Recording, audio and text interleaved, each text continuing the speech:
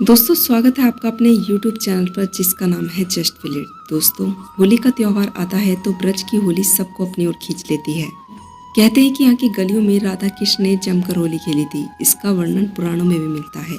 दोस्तों राधा की बात करें और कृष्ण का जिक्र ना हो, भला ऐसा कैसे संभव हो सकता है। दोनों एक दूसरे के बिना अधूरे जो ठहरे। तभी तो सभी भक्त कृष्ण को राधा कृष्ण के नाम से पुकारते हैं, क्योंकि ये दोनों नाम एक दूसरे के लिए ही बने हैं और इन्हें अलग नहीं किया जा सकता, क्योंकि इस नाम के जपने से जीवन रूपी नैया पार हो जाती है। आप किसी भी मंदिर में चले जाइए, हमेशा श्री कृष्ण के साथ राधा की मूर्ति ही लगाई जाती है। अगर आप वृंदावन के किसी भी मंदिर में जाएंगे तो आपको श्री कृष्ण के साथ राधा ही मिलेगी। कृष्ण से राधा को और राधा से कृष्ण को कोई जुदा नहीं कर सकता। इनका रिश्ता ही इतना गहरा है।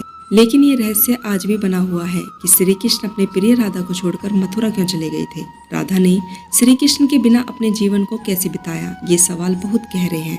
लेकिन सवालों की गहराइयों में जाने के बाद शायद आपको सही उत्तर मिल जाए। दोस्तों ये तो सभी को पता है कि श्री कृष्ण का बचपन वृंदावन की गलियों में बीता। नटखट नंदलाल अपनी लीलाओं से सभी को प्रसन्न करते, कुछ को परेशान भी करते थे। लेकिन श्री कृष्ण के साथ ही तो वृंदावन में खुशियां थी। बड़े होकर श्री कृष्ण ने अपनी बांसुरी की मधुर धुन से गोपियों का दिल चुरा लिया था।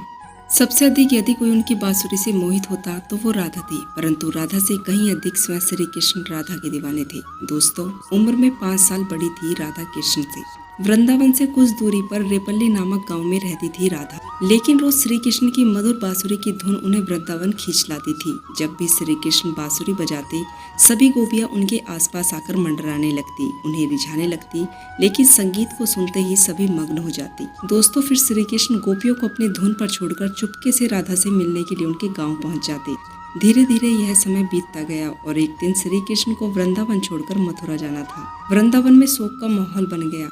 उधर कान्हा के घर में माँ यशोदा तो परेशान थी, लेकिन कृष्ण की गोपियां भी कुछ कम उदास नहीं थी। कृष्ण को लेने के लिए कंस ने रथ भेजा था, जिसके आते ही सभी ने उस रथ के आसपास घेरा बना लिया, यह सोचकर कि वो कृष्ण को जाने नहीं देंगे। दोस्तों उधर कृष्ण को राधा की चिंता सताने लगी। वे सोचने लगे कि जाने से पहले एक बार राधा से मिलना जरूरी है। इसलिए मौका पाते ही वो छिपकर वहां से निकल गए। फिर उन्हें मिली राधा, जिसे देखते ही वो कुछ कह न सकी। राधा कृष्ण के इस मिलन की कहानी अद्भुत थी। दोनों ना तो कुछ बोल रहे थे और ना ही महसूस कर रहे थे, बस चुप थे।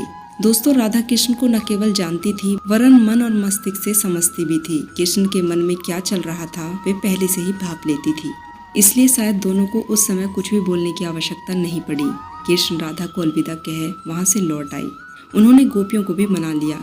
कृष्ण के बिना वृंदावन सूना हो गया। ना तो चहल पहल थी और ना ही कृष्ण की लीलाओं की कोई झलक थी। बस सभी कृष्ण के जाने के गम में डूब रहे थे। परंतु दूसरी ओर राधा को इस बात से कोई फर्क नहीं पड़ रहा था, क्योंकि उनकी दृष्टि में कृष्ण कभी उनसे अलग हुए ही नहीं थे।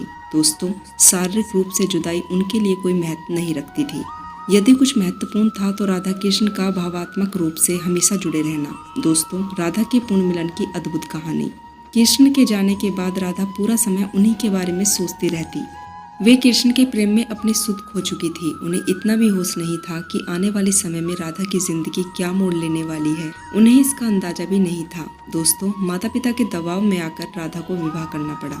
विवाह के बाद अपना जीवन संतान तथा घर गृहस्थी के नाम करना पड़ा। लेकिन दिल के किसी कोने में अब भी श्री कृष्ण का नाम लेती थी। दिन बीते, साल बीते और समय आ गया जब राधा काफी बूढ़ी हो चुकी थी। दोस्तों फिर एक रात वो चुपके से घर से निकल गई। घूमते घूमते कृष्ण की द्वारिका नगरी में जा पहुंची। वहां पहुंचते ही उन्होंने कृष्ण से मिलने के लिए निवेदन किया, लेकिन पहली बार में उन्हें वो मौका नहीं मिला। परंतु फिर आखिरकार उन्हें काफी सारे लोगों के बीच में खड़े कृष्ण को खोज निकाला। राधा को देखते ही कृष्ण की खुशी का ठिकाना नहीं रहा। लेकिन दोनों में कोई बात नहीं हुई, क्योंकि वह मानसिक संकेत से अभी भी वही थे। उन्हें उस वक्त भी शब्दों की आवश्यकता नहीं थी। दोस्तों कहते हैं कि कृष्ण ने राधा के अनुरोध पर उन्हें महल में एक देविका के रूप में नियुक्त कर दिया। वे दिन भर महल में रहती, महल से संबंधित कार्यों को देखती और जब भी मौका मिलता दूर से ही श्री कृष्ण के दर्शन कर लेती।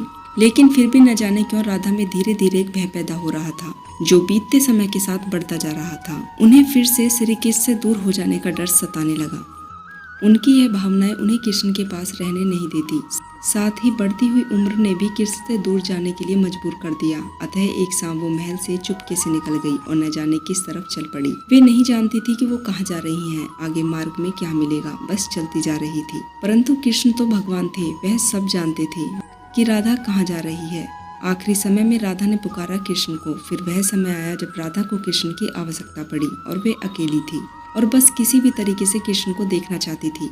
यह तमन्ना उत्पन्न होते ही कृष्ण उनके सामने आ गए।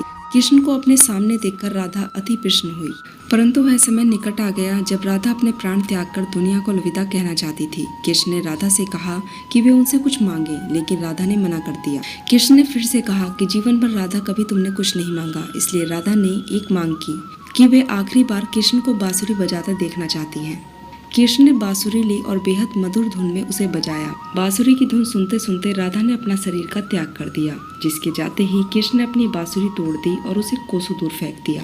दोस्तों, आपको कृष्ण और राधा के जीवन पर आधारित यह जानकारी कैसी लगी? अगर आपको यह जानकारी पसंद आई हो तो चैनल से जुड़े रहने के लिए चैनल को सब्सक्राइब करें और मोटिवेट करने के लिए वीडियो को लाइक करें। तो दोस्तों, मिलती हूँ इसी प्रकार की जानकारियाँ लेकर। तब तक के लिए आप अपना ध्यान रखें, खुश रहें। जय सनातन, जय श्री राम।